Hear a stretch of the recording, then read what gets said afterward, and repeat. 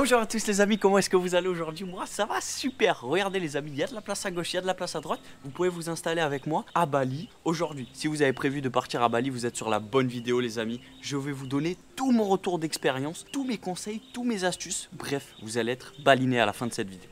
Je commence cette vidéo les amis avec la bouffe, la nourriture. Ce qui m'a le plus régalé à Bali, mais ce qui m'a aussi le plus éclaté le bide. Et pas que le bide, aussi les cabinets ont pris un certain coup. La nourriture à Bali les amis, c'est un régal, c'est incroyable. Vous allez manger du riz, des nouilles, tout ça avec une petite sauce, avec un peu des ananas. Des fois ils te mettent un peu de tout dans les plats. Tu as du poulet, du bif, du fish, tout ce que tu veux. Tu as tout ce que tu veux ici, tu peux le manger. Tu peux manger des bons burgers aussi, c'est un régal. La nourriture balinaise c'est incroyable, elle est pas chère aussi. On parlera du budget à la fin de cette vidéo. Vous avez de quoi vous régaler ici pour pas beaucoup. Et vous pouvez bien manger aussi, vous pouvez manger healthy, comme j'adore le dire parce que je suis un peu américain. Pensez bien évidemment, si vous venez à Bali, à goûter les plats locaux, les plats locaux, les plats typiques, bien évidemment. Le nasi campur, le nasi goreng, le mi goreng, voilà tout ça, toutes les spécialités vraiment qui vous régalent. C'est incroyable en vrai, donc pensez à ça et pensez aussi à aller manger dans des warung. Les warung c'est quoi? C'est les petits restaurants locaux, voilà, c'est tenu par des petites familles, tac tac tac, qui sont là et vous cuisinent. Et c'est souvent moins cher que les restaurants et des fois meilleur. Bon par contre préparez-vous, c'est spicy, c'est épicé comme on dit en français, ça vous arrache. Franchement je suis encore pas bien à l'heure actuelle les amis, il y a beaucoup trop d'allers-retours au cabinet qui se passe en ce moment. Préparez votre transit, préparez votre ventre, vous allez souffrir mais vous allez vous régaler, donc c'est le plus important. Ensuite les amis, nous passons au logement. Comment vous loger, comment dormir sur cette belle île de Bali? Eh bien vous pouvez tout simplement réserver sur Booking ou Airbnb. C'est le plus simple, vous pouvez avoir des hôtels, vous pouvez avoir des maisons. Également, pour les petites astuces là, pour ceux qui n'ont pas trop d'argent, allez sur Hostel World, vous pouvez réserver des hostels. Donc c'est plutôt cool, vous êtes dans des chambres partagées, c'est moins cher, c'est un peu ghetto. Bali c'est pas souvent très propre, mais voilà, vous pouvez avoir des nuits vraiment pas chères. Après pour ce qui est des maisons, Airbnb c'est le top, vous pouvez avoir des maisons incroyables comme dans les films, comme dans les séries. Ça va être un peu plus cher mais je vais vous dire les prix à la fin, ça reste quand même tout à fait abordable. Ensuite les amis, pour les transports, comment se déplacer à Bali? Vous pouvez utiliser un scooter, un taxi, un bateau, un avion. Voilà, bien évidemment, vous m'avez compris. Premièrement, le scooter, c'est le moyen le moins cher de se déplacer à Bali. C'est le truc le plus simple parce que vous pouvez aller de partout comme vous voulez. Vous pouvez bouger, vous êtes libre de vos mouvements, libre de driver. Mais il faut être assez à l'aise. Moi, je ne suis pas à l'aise les amis, donc j'utilise des petits taxis. Taxi, c'est bien. En gros, tu appelles un taxi, tu dis ouais frérot, excuse-moi, tu peux venir me chercher ici. Il n'y a pas de souci, il te dit il n'y a pas de souci frérot. Et il arrive. Donc bref, il t'emmène à l'endroit. Ils sont toujours cool. Ils te donnent leur numéro. Il te dit frérot, si tu as besoin de quelque chose, tu me rappelles.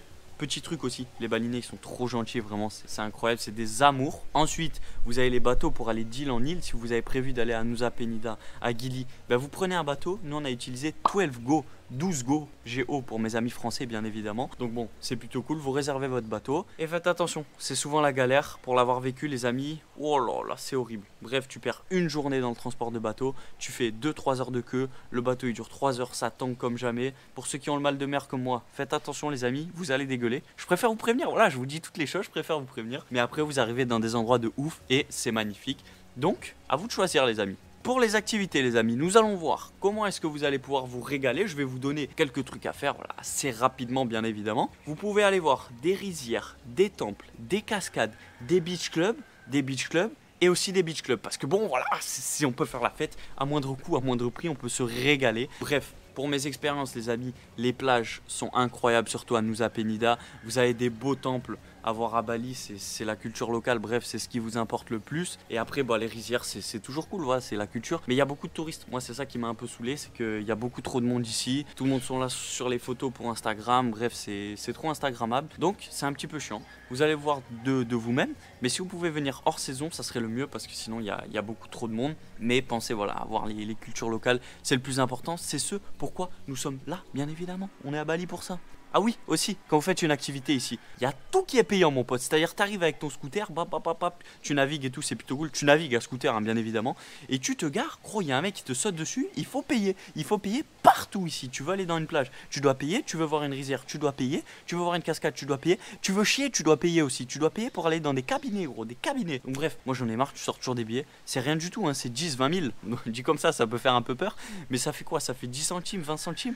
Mais c'est chiant, t'es toujours là, tu sors des billets et t'as l'impression que tu te ruines alors qu'au final tu dépenses pas beaucoup. C'est assez chiant, mais c'est Bali, voilà, ils se font des sous, ils ont raison hein, les gars, hein. C'est le touriste qui qui fait marcher l'île. C'est le touriste, il y en a qu'un qui fait marcher toute l'île. Ça c'est dingue. Je tiens à préciser, si vous voulez venir sur cette belle île qui est Bali, l'Indonésie bien évidemment, faut faire un visa les gars. Sinon vous pouvez pas rentrer comme ça, vous n'êtes pas chef de l'île. Donc bon, vous allez sur internet,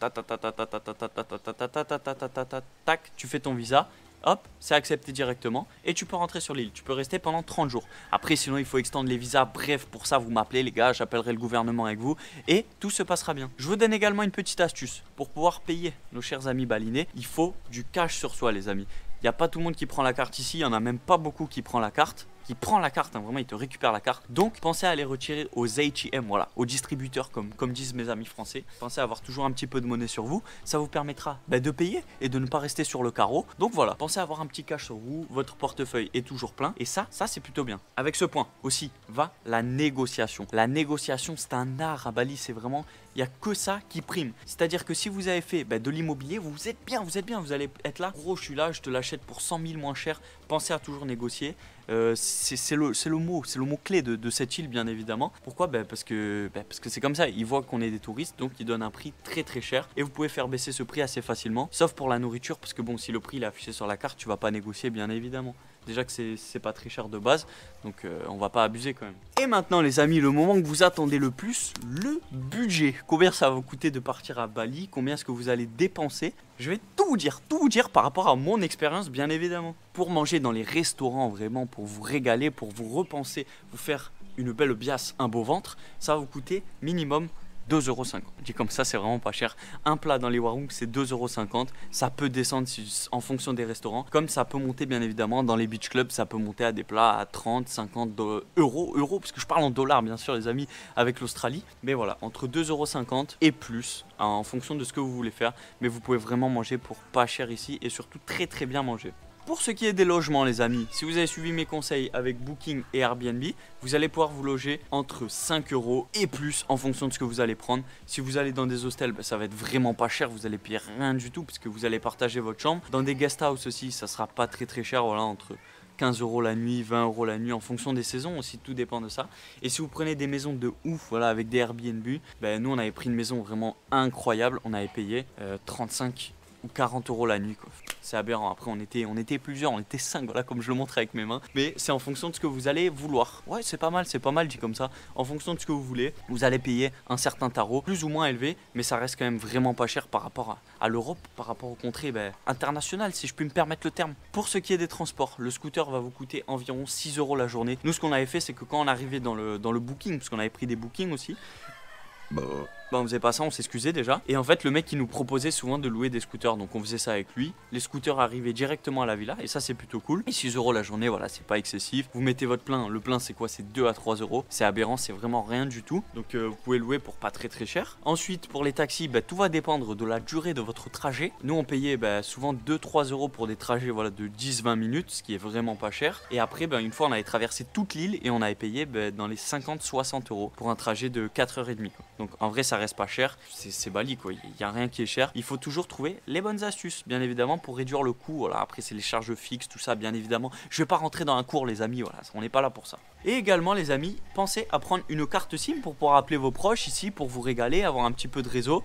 Si vous la prenez à l'aéroport, nous ça nous avait coûté environ 35 € pour 50 gigas. Donc c'est assez cher parce qu'on avait fait les idiots, les imbéciles à la prendre à l'aéroport. Prenez-la quand vous arrivez sur l'île, c'est mieux, mais après c'est un peu galère quoi, parce que gros, tu peux pas appeler un taxi quoi si t'as pas de carte SIM. Ça c'est à vous de voir, si vous êtes débrouillard, vous prenez votre taxi, vous négociez main à main et vous lui dites de vous arrêter dans un petit shop pour appeler votre carte SIM. Et puis après tout se passera bien. Vous pourrez partir à Bali en toute tranquillité avec les bonnes astuces. Également, pensez à ne pas boire l'Odyssée les amis. Si vous voulez ne pas attraper le Babybel, moi j'appelle ça comme ça, c'est le Balibello normalement, mais si vous voulez pas le Babybel, pas d'eau parce que les gars, vous allez attraper une chiasse, ça va être terrible.